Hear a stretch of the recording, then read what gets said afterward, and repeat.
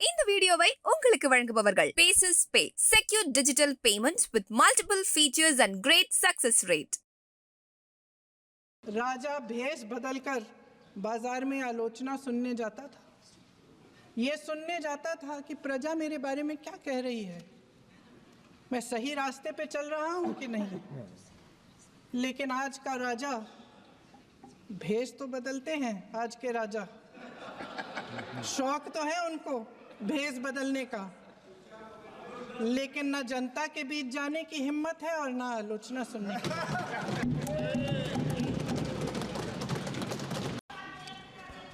आज संसद में बैठे हुए सत्ता पक्ष के मेरे साथी ज़्यादा से ज़्यादा अतीत की बातें करते हैं। 1921 में क्या हुआ, कब हुआ, नेहरू जी ने क्या किया।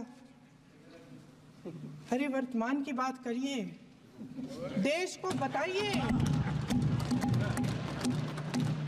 आप क्या कर रहे हैं, आपकी जिम्मेदारी क्या है। कि सारी जिम्मेदारी जवाहरलाल नेहरू की है। आप भी बैलेट पे चुनाव कर लीजिए, आप भी बैलेट पे चुनाव कर लीजिए, दूध का दूध पानी का पानी हो जाएगा। सबसे पहले जो सुरक्षाकर्मी, जो जवान अफसर 13 दिसंबर को संसद की सुरक्षा के लिए शहीद हुए, उनके प्रति मैं श्रद्धांजलि व्यक्त करना चाहती हूँ। पूरी देश की जनता जानती है कि इनका, हंसती है, जानती है कि इनके यहाँ तो वॉशिंग मशीन है।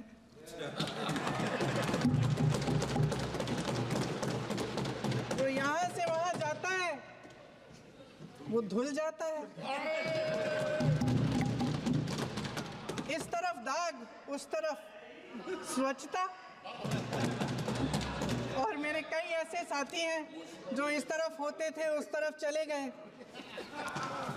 मुझे दिख भी रहे हैं, वॉशिंग मशीन में शायद धुल गए हैं। देश देख रहा है, देश देख रहा है कि एक व्यक्ति को बचाने के लिए 142 करोड़ देश की जनता को नकारा जा रहा है। सारे बिजनेस, सारे संसाधन, सारी दौलत, सारे मौके एक ही व्यक्ति को सौंपे जा रहे हैं। सारे बंदरगाह, एयरपोर्ट्स, सड़कें, रेलवे का काम, कारखाने, खदाने, सरकारी कंपनियां सिर्फ एक व्यक्ति को दी जा रही है। जनता के मन में हमेशा ये विश्वास होता था कि अगर कुछ नहीं है तो संविधान हमारी सुरक्षा करेगा। मगर आज आम लोगों के बीच ये धारणा बनती चली जा रही है कि सरकार सिर्फ अडानी जी के मुनाफे के लिए चल रही है। देश में बहुत तेजी से गैर बराबरी बढ़ रही है। जो गरीब है वो और गरीब हो रहा है, जो अमीर है वो और अमीर हो रहा है। इस सरकार ने आर्थिक न्याय की भी सुरक्षा कवच तोड़ दिया है। महोदय, हजारों साल पुरानी हमारी देश की, धर्म की एक पुरानी परंपरा रही है। ये परंपरा संवाद, चर्चा की रही है। एक गौरवशाली परंपरा है जो दर्शन ग्रंथों में, वेदों में, उपनिषदों में दिखती है। वाद विवाद और संवाद की हमारी पुरानी संस्कृति है। अलग अलग धर्मों में भी, इस्लाम में, सूफियों में, बौद्ध धर्म में, जैन धर्म में, सिख धर्म में भी ये वाद संवाद, ये चर्चा बहस, इसकी संस्कृति रही है। इसी परंपरा से उभरा हमारा स्वतंत्रता संग्राम। हमारा स्वतंत्रता संग्राम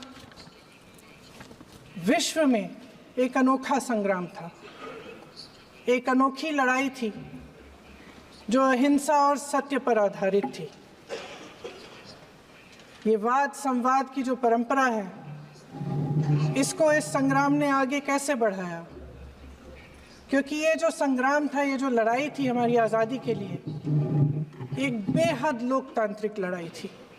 इसमें देश के किसान, देश के जवान, देश के मजदूर, देश के अधिवक्ता, देश के बुद्धिजीवी, चाहे किसी भी जाति के हों, चाहे किसी भी धर्म के हों, चाहे किसी भी भाषा को बोलते हों, सब इस स्वतंत्रता संग्राम में शामिल हुए। सब ने हमारे देश की आज़ादी की लड़ाई लड़ी।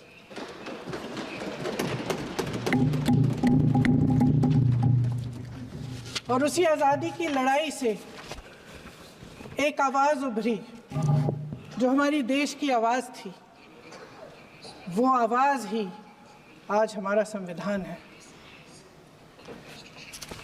साहस की आवाज़ थी, हमारी आज़ादी की आवाज़ थी, और उसी की गूंज ने हमारे संविधान को लिखा और बनाया। ये सिर्फ एक दस्तावेज नहीं है। बाबा साहेब अम्बेडकर,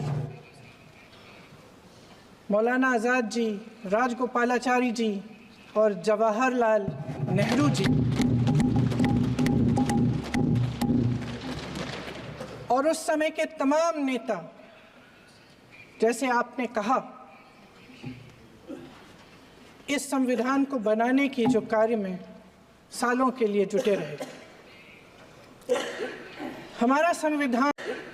हमारा संविधान इंसाफ, उम्मीद, अभिव्यक्ति और आकांक्षा की वो ज्योत है जो हर हिंदुस्तानी के दिल में जलती है। अध्यक्ष महोदय, इस ज्योत ने हर एक भारतीय को ये पहचानने की शक्ति दी कि उसे न्याय मिलने का अधिकार है, कि उसमें अपने अधिकारों के लिए आवाज़ उठाने की क्षमता है, कि जब वो आवाज़ उठाएगा तो सत्ता को उसके सामने झुकना पड़ेगा। इस संविधान ने हर एक देशवासी को ये अधिकार दिया कि वो सरकार बना भी सकता है और सरकार बदल भी सकता है। ये ज्योत जो हर हिंदुस्तानी के दिल में जलती है, उसने हर हिंदुस्तानी को ये विश्वास दिया कि देश की संपत्ति में, देश की दौलत में, संसाधनों में उसका भी हिस्सा है, कि उसे एक सुरक्षित भविष्य की उम्मीद का अधिकार है, कि देश बनाने में भी उसकी भागीदारी है। उम्मीद और आशा की ये ज्योत मैंने देश के कोने कोने में खुद देखी है। இந்த வீடியோ உங்களுக்கு பிடிச்சிருந்தா லைக் பண்ணுங்க, ஷேர் பண்ணுங்க, கமெண்ட் பண்ணுங்க. மறக்காம OH தமிழ் சேனலுக்கு சப்ஸ்கிரைப் பண்ணுங்க.